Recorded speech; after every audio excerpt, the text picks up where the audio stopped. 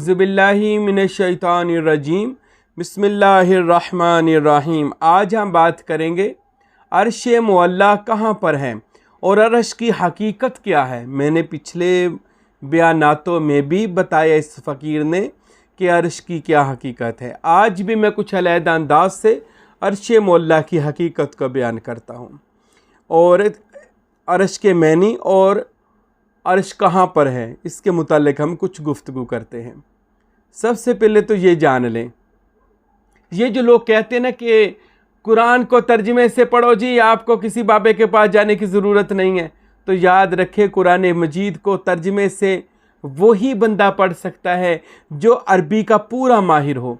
इसलिए कहा गया है कि ख़ुद पढ़ने से बेहतर है किसी कारिगे कुरान, किसी आलिम कुरान, किसी ऐसे फ़कीर के पास जाएं जिन पर कुरान वारद भी हुआ हो, यानी जो कुरान में शानें उस पर वारद हो गई हों, तो वो फिर आपको कुरान के बारे में बताएगा, कुरान की असल शान और असल हकीकत क्या है। ये जो मुल्लाओं के तर्जमे पढ़कर कहते हैं जी ये देखो जी ये लिखा है वो लिखा है, कभी भी ये नहीं समझ सकते कुरान, क्योंकि कुरान जब नाज़िल होता था उसकी कुछ शान नज़ूल होती थी, किस लिए नाज़िल हो रहा है, किस पर नाज़िल हो रहा है। कुछ आयात ऐसी हैं जो हुक्मन होती थी, कुछ आयात ऐसी होती हैं जो मुतशाबिहात में आ जाती थी, कुछ आयात अजाइबात इलाहिया में होती थी। इस वजह से बहुत सारी आयात मुहक्कमात में चली गई, मुतशाबिहात में आ गई, मुकत्तियात में आ गया कुछ अल्फाज। इसलिए कुरान को समझना किसी बंदे आम बंदे का काम नहीं है।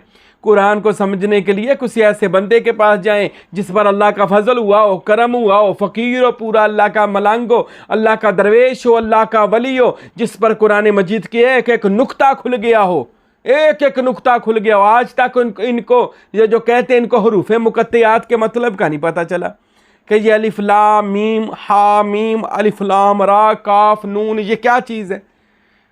बस अपनी तरफ से कैसराइयाँ कर देते हैं, किसी को नहीं पता ये क्या चीज़ है। हत्ता कि ये वो कोट हैं जो हमें दूसरे आलमीन की सैर करवा सकते हैं। ये वो कोट हैं जिनको कोई समझे फिर उसको वारत करे, फिर उसके लिए जहान खुलते हैं दूसरे सियारों के, बंदा सैर करता है दूसरे जहानों की, जैसे हज़रत अदरीस ने की और जिसको बाइबल ने हज़रत हनूक कहा है। और अदरीस नबी जो थे वो दूसरे सियारों में जाते थे, वहीं से कुछ बंदे हज़रत अदरीस के साथ ज़मीन पर आए जिन्होंने आकर ये एहराम मिस्र, जो मिस्र के अंदर जो ये बड़ी बड़ी 3 तकोनों वाले एहराम मिस्र बनाए, ये उन्हीं लोगों ने बनाए थे। आज तक साइंस कहती है बंदों ने कैसे बना लिए, कोई कहता है जिन्नों ने बना दिया, कोई कहता है बंदों ने बना दिया, कोई कुछ कहता है। सब खुद अपनी तरफ से ये बातें हैं, वो यहाँ के लोगों ने बनाया ही नहीं था। वो हज़रत अदरीस दूसरे जहान में गए और वहाँ से उनके साथ कुछ बंदे आए और उन्होंने आकर इसको तैयार किया, जिनके पास कुछ कुव्वतें थी, ताकतें थीं, जो इंसान से ज़्यादा ताकतें रखते थे। तो मेरे भाइयों मेरे दोस्तों, इसी तरह कुरान मजीद को समझना और इसको वारद करना और इसके एक एक कह लें लफ्ज़ को कोई बंदा, मैं तो कहता हूँ कुरान की जो बिस्मिल्लाहिर्रहमानिर्रहीम है, अल्लाह के नाम से शुरू, जो बड़ा मेहरबान नहायत रहम करने वाला है।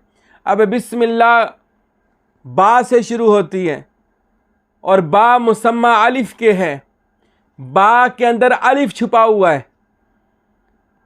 तो अब सारी दुनिया यही कहती है ये बिस्मिल्लाह बा से शुरू होती है और बा के पीछे जो है वो अलिफ छुपा है। और सुल्तानुल आरफीन सुल्तान बहू फरमाते हैं अलिफ से मुराद इसमें अल्लाह ज़ात है।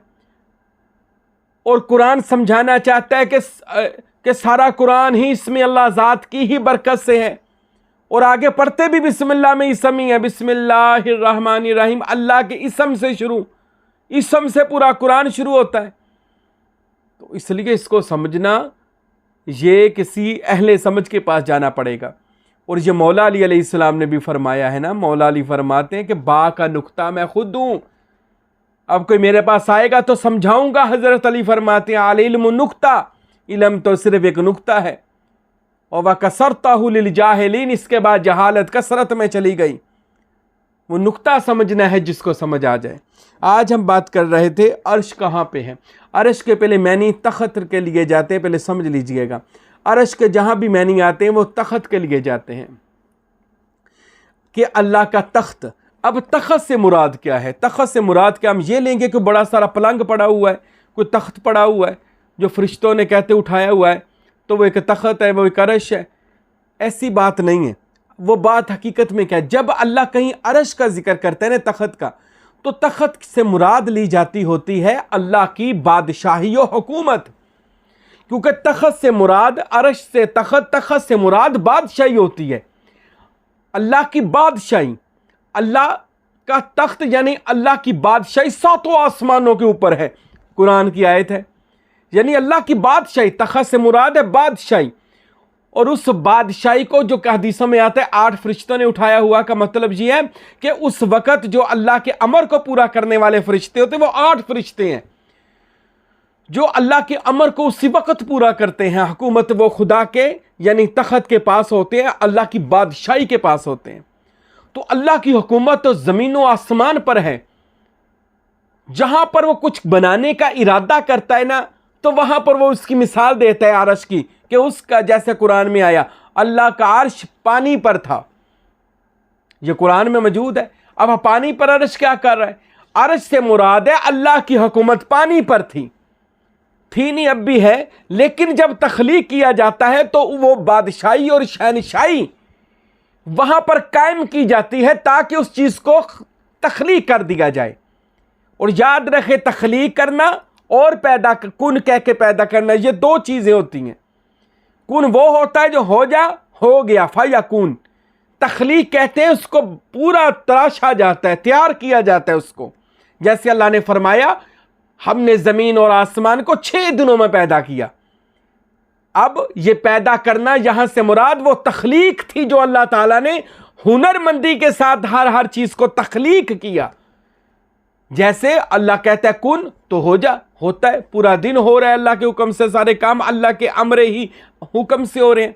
लेकिन जब हजरत आदम को तख्लीक करने का वक्त आया तो मट्टी दुनिया से मंगवाई गई, मुकद्दस मुकामातों से मट्टी लाई गई, फिर फरिश्तों ने 40 साल गूंदी, उसमें कस्तूरी, अंबर, आबे जमजम, आबे कौसर वगैरह डाला। फिर अल्लाह ने अपने हाथों से, खुदा कुरान में कहता हमने हाथों से तख्लीक किया। आदम जब भी तैयार हुआ हाथों से तैयार हुआ। हाथों से मुराद है अल्लाह ने अपनी, कह ले अल्लाह ताला ने अपनी रहमत से, अपने फजल से, अपनी मारिफत से अल्लाह ने अपने आदम को तैयार किया। और आदम से मुराद सिर्फ वो आदम नहीं है, हर वो फकीर वली अल्लाह का सालिहीन बंदा वो आदम है जिसको अल्लाह ताला अपने हाथों से मुराद है अपनी कुदरत से तैयार करता है, अपनी बरकत से उसके अंदर अपना इल्म डालता है और उसको पूरा शाहकार बनाता, अपना तिरिसा बनाता है। फरिश्ते उसके सजदा करते हैं कि मैंने उसको प्रोटोकॉल देते हैं। इंसान का यह मुकाम है। अच्छा, हम बात कर रहे थे अर्श की, किसी और तरफ मेरा टॉपिक चला गया। अल्लाह का फजल इतना है, करम इतना है, एक एक बात पे शुरू हो जाऊं। अल्लाह जानता है, अल्लाह की कसम है, मेरी रातें गुजर जाती हैं, मेरा दिन गुजर जाता है और अल्लाह का करम छमा छम बरस रहा होता है। मुझे नहीं पता होता है ये बातें कहाँ से अल्लाह ताला करम फरमाता है, मेहरबानी फरमाता है। अच्छा, ये बात कर रहे थे अर्श। अर्श अल्लाह का पानी पर था। पानी से मुराद ये है अल्लाह का जब वो तख्लीक करना था, वो अपनी बादशाही में उसके हुकूमत की शहनशाही वो पानी पर कायम हुई, ज़मीन को पानी को तैयार किया गया। अब एक हदीस में आता है कि अर्श मुअल्ला जो है वो 7 आसमानों के ऊपर है। अब जब तमाम कायनात को तख्लीक किया गया, उसकी हुकूमत 7 आसमानों के ऊपर कायम हो गई, तो 7 आसमान के ऊपर उसका अर्श अजीम कायम हुआ। अब एक ये हदीस में मौजूद है, एक सहाबी ने पूछा या रसूल खुदा, सूरज जब गरूब होता है तो कहाँ जाता है? मेरे नबी ने फरमाया वो अर्श, खुदा के अर्श के नीचे सलाम करता है। आज के लोगों ने बड़ी बातें की, साइंस ने बड़ी बातें की हदीस पढ़ के, रसूल खुदा को तो पता नहीं था माज़अल्लाह कि सूरज तो गरूब होता है, तो उसने कहाँ अर्श पे जाना है सलाम करने के लिए, अर्श कहाँ? तो वो माज़अल्लाह रसूल खुदा सल्लल्लाहु अलैहि वसल्लम की बात का उन्होंने मजाक बनाया, ना समझ सके। लेकिन जब अब साइंस ने तरक्की की तो हमें यह पता चला कि सूरज जब अपनी गर्दश करता है तो वो ऐसे मुकाम पर भी जाता है कि जहां पर जाकर साइंस कहती है हमारी सारी टेक्नोलॉजी खत्म हो जाती है, और सूरज वहां पर जाकर झुकता है और फिर वापस पलटता है दोबारा। वो कौन सी जगह है जहां पर साइंस भी कहती है कि हमारी टेक्नोलॉजी फेल हो जाती है? अल्लाह के नबी ने 1400 साल पहले बता दिया था, वो अल्लाह का अर्श है। वहां पर खुदा के अर्श से मुराद वो अल्लाह की शहनशाही है जो तमाम कायनात के इन चांद सूरज को जो चला रही है। साइंसदान तो झूठ बोल देते हैं, अपनी अपनी क्या सराइयाँ कहीं पूरी कर देते हैं, बातें कर देते हैं। आज तक हम ये सुनते आ रहे हैं ज़मीन साकत थी, कोई कहता सूरज साकत था, कोई कहता फलाना ठहरा हुआ है। तो कुरान ने 1400 साल पहले फरमा दिया कि हमने तमाम के तमाम सयारे ज़मीन पर इस्लाम हदूद खला में अल्लाह फरमाते तैरते हुए बनाए, वो तैर रहे हैं अल्लाह के हुक्म से, यानी वो सारे गर्दिश कर रहे हैं। अब जाके साइंस को पता लगा चीज़ गर्दिश कर रही है। तो मेरे नबी ने 1400 साल पहले सारी राज खोल दिया था। अब अर्श से मुराद एक और भी देखें, अब हदीस में आता है, हदीस नबवी है, कुलूबल मोमिनीन अर्शल्लाह ताला, मोमन का दिल अल्लाह का तख्त है, अल्लाह का अर्श है। कल्बुल इंसान बैतुल रहमान, इंसान का दिल अल्लाह का अर्श है। तो यहाँ अर्श से क्या मुराद है? यहाँ अर्श से मुराद ये है, मेरे नबी सल्लल्लाहु अलैहि वसल्लम फरमाते जब अल्लाह किसी बंदे को तैयार करना चाहता है कि ये नबी बने, नबी तो अब हजूर सल्लल्लाहु अलैहि वसल्लम के बाद नबूवत मुकम्मल हो गई, अब ये वली बने, गौस बने, कुतब बने, अब्दाल बने, तो अल्लाह उसके दिल के अंदर अपना अर्श लगाता है, अपनी शहनशाही लगाता है, अपनी हुकूमत हर वक्त उसी की है, याद रखें, लेकिन तैयार करने के लिए अपना अर्श सजाता है। वहाँ पर अर्श के मानी ये है अपनी शहनशाही के साथ उस बंदे को पूरा तैयार करता है कि ये बंदा बंदगाने खुदा के लिए क़यामत तक के लिए मीनारे नूर बने, यानी रोशनी का एक हादी बने। फिर अल्लाह उस बंदे के दिल में अपना अर्श, अपना तख्त, अपनी कुर्सी, अपनी हुकूमत लगाता है। तो ये बंदे, अब कोई कह दे जी दिल में अर्श का मतलब ये लिया जाएगा कि अल्लाह की शहनशाही, अर्श जहाँ पे लफ्ज़ आएगा अल्लाह की शहनशाही आएगा, उसकी शहनशाही। जब वो जिस चीज़ को तख्लीक करता है वहाँ पर अपने अर्श की मिसाल दे देता है। अब जब मक्का फतह हुआ ना, तो मेरे नबी खाना काबा शरीफ में गए और बैतुल्लाह शरीफ में बुतों को तोड़ना था।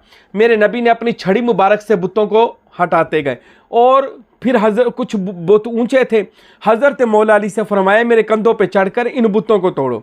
तो मौला अली फरमाते मैंने उन बुतों को तोड़ा और बैतुल्लाह को साफ़ किया। तो मेरे नबी ने आवाज़ देकर पूछा अली कहाँ पे हो? या रसूलुल्लाह मेरा सर अर्श पे लग रहा है, अर्श का किंगरा पकड़ा हुआ है। अल्लाह अकबर। और ये भी कहा अगर आप हुक्म दे तो अर्श को नीचे ले आऊं। मेरे नबी ने फरमाया नहीं अली। अब यहां पर कौन सा अर्श है जो खाना काबा के अंदर है, जिसको मौला अली फरमाते हैं या रसूलुल्लाह मेरा सर अल्लाह के अर्श पे लग रहा है? तो यहां से मुराद अर्श तख्त से मुराद खाना काबा में अल्लाह का अर्श, अल्लाह की हुकूमत कायम हुई, अल्लाह ताला की शहनशाही आई। किस लिए? काबे को बुतों से पाक कर दिया जाए और उसकी ऐसी बादशाही और शहनशाही काबे में अल्लाह ताला की आ जाए कि क़यामत तक के लिए काबा मस्जूदे कायनात हो जाए और एक ऐसी कशिश अपने अंदर रखे, दूर नज़दीक से लोग काबे की तरफ खींचे चले जाएं और उस मुकद्दस घर का तवाफ़ करके अल्लाह की हजूरी हासिल कर लें। तो ये अर्श बैतुल्लाह में अल्लाह की शहनशाही का बना। तो जहाँ पे अर्श मुराद आती है वहाँ पर अल्लाह की शहनशाही हुकूमत होती है। अल्लाह हमारे दिलों को भी अपना अर्श मुअल्ला बना दे और हम पर अपनी खसूसी रहमत, आप पर अपनी खसूसी रहमत मेरा अल्लाह नाज़िल फरमाए। वमा अलैना इल्लल बलागुल मुबीन।